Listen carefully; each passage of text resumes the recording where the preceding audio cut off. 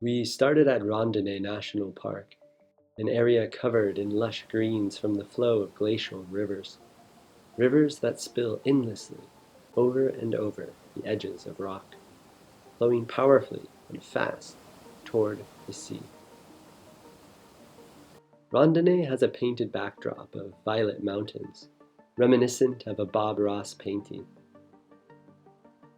And after a quick bridge crossing, provides ample opportunity to soak in the expansive landscape.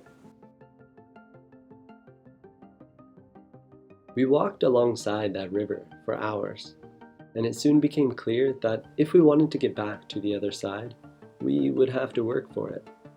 Cautiously, we traversed the flow of ice water and relished in the soft and warm ground that we found on the other side. We were rewarded with an incredible view.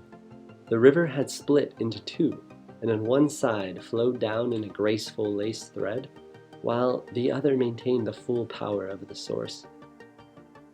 As we hiked out of the gorge, we arrived during a setting sun, painting the mountain flowers in an unreal glow.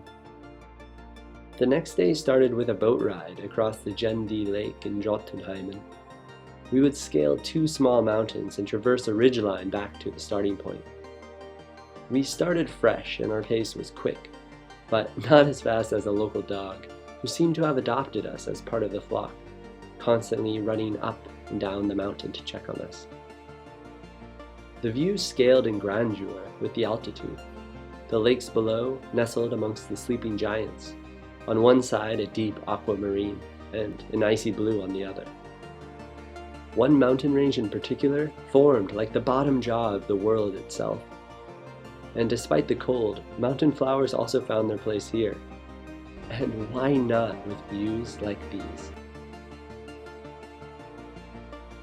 Soon, we approached a large mountain lake and refreshed ourselves for the final climb of the day. Still ahead of us was a pure 400-meter gain, adding to the 1,000 meters already in our back pocket. We set out to fly up it, to push ourselves and challenge ourselves. Yet on the way we found a family in distress. They asked for our help, and we guided them up the rest of the way. Along with their worries, the trail also eased, and together we were able to soak in the view from the top. Before splitting up, we each added a rock to the pile, and a memory to the bank.